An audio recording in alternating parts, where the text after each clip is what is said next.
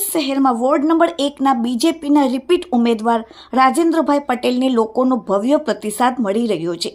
આવનારી સ્થાનિક સ્વરાજ્યની ચૂંટણીને લઈને હવે માત્ર 3 થી 4 દિવસ બાકી છે, ત્યારે વોર્ડ નંબર 1 અમરોલી, છાપરા ભાઠા, જહાંગીરપુરા, કોસાડ, વડિયાઓને લગતા બીજેપીના રિપીટ ઉમેદવાર રાજેન્દ્રભાઈ પટેલને પ્રચાર પ્રસાર પહેલા જ કાર્યાલયમાં લોકોનો ભરપૂર ઘસારો અને સાથ સહકાર મળી આવી રહ્યો છે।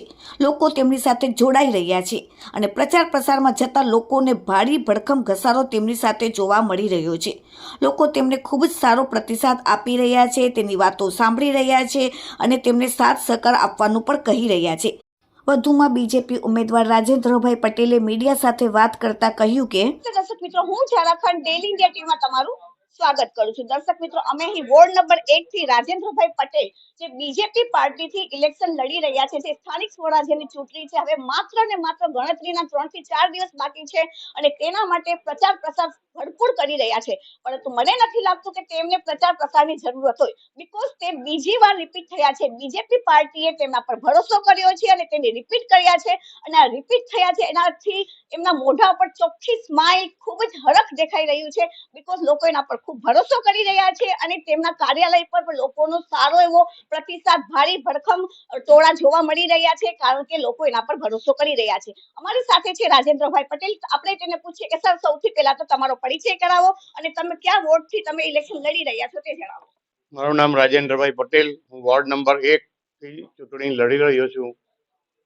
મારો વિસ્તાર જહાંગીરપરા, છાપરા ભાઠા, વડિયાવ, કોસાડ, સેગવા, વસવાડી, ગોઠાણ અમારો એરિયા છે।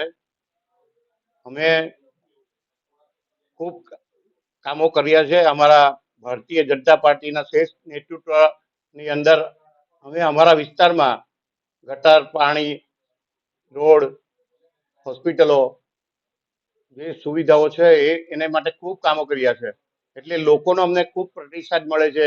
પાર્ટીએ પણ મને મારી પર વિશ્વાસ મૂકીને મને બીજી વાર ટિકિટ આપી છે, તો હું પાર્ટીનો પણ ખૂબ આભાર માનું છું અને લોકો પણ મારી સાથે વધારે જોડાય છે, કારણ કે ખૂબ કામો કર્યા છે। સર, બીજેપીએ આ વખતે ઘણા ચહેરા બદલી નાખ્યા છે વોર્ડમાં, પણ તમે ફરીથી રિપીટ કર્યા છે, તો શું આ વખતે પણ તમે કોંગ્રેસ અને આમ આદમી પાર્ટી ત્રિપાખીય જંગ લોકો કહી રહ્યા છે, ત્રિપાખીય જંગમાં શું તમે આ વખતે પણ લોકોનો વિશ્વાસ જીતી શકશો? એકદમ પૂરી અમારી જીત છે। કોંગ્રેસ અને આપ અમારી સાથે હરીફાઈમાં છે જ નહીં, એ તો ખાલી આ એક ફોર્મ્યુલા છે ચૂંટણી કરવાની, બાકી અમારી જીત નિશ્ચિત છે।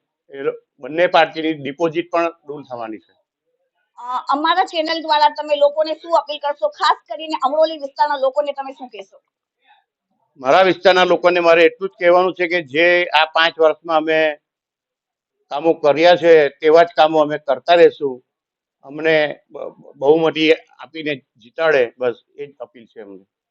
રવિવારે તમારું જે ચિહ્ન છે એનું પેનલ ક્રમાંક કેટલું છે અને તમે કયું બટન દબાવવાનું કહેશો? અમારા 4 પેનલના બટન દબાવવાના છે। અમારો એક નૈનાબેનનો 5 નંબર છે, ભાવિસાબેનનો 7 નંબર છે, મારો રાજેન્દ્રભાઈ પટેલનો 8 નંબર છે, વિજયભાઈ ભાટિયાનો 10 નંબર છે। 4 નંબર પર વોટ આપીને જંગી બહુમતીથી જીતાડો। તો આ હતા વોર્ડ નંબર 1 ના રાજેન્દ્રભાઈ પટેલ, જેમણે કીધું કે બીજેપી મારા પર વિશ્વાસ રાખ્યો છે અને એ વિશ્વાસ હું બરકરાર રાખીશ અને લોકો તેના પર ભરોસો કરી રહ્યા છે, લોકો તેના સાથે જોડાઈ રહ્યા છે અને કોંગ્રેસ અને આમ આદમી પાર્ટી તો ક્યાંય દેખાતું જ નથી। તો હવે જોવાનું રહ્યું કે 26 તારીખે લોકો તેમના પર કેટલો વિશ્વાસ રાખે છે અને ફરીથી ડબલ વખત અમરોલીમાં રાજેન્દ્રભાઈ પટેલ આવે છે કે નહીં, તે તો આવનારો સમય જ બતાવશે। કેમેરામેન મેરાજની સાથે ઝરા ખાન, ડેલી ઇન્ડિયા ટીવી, સુરત।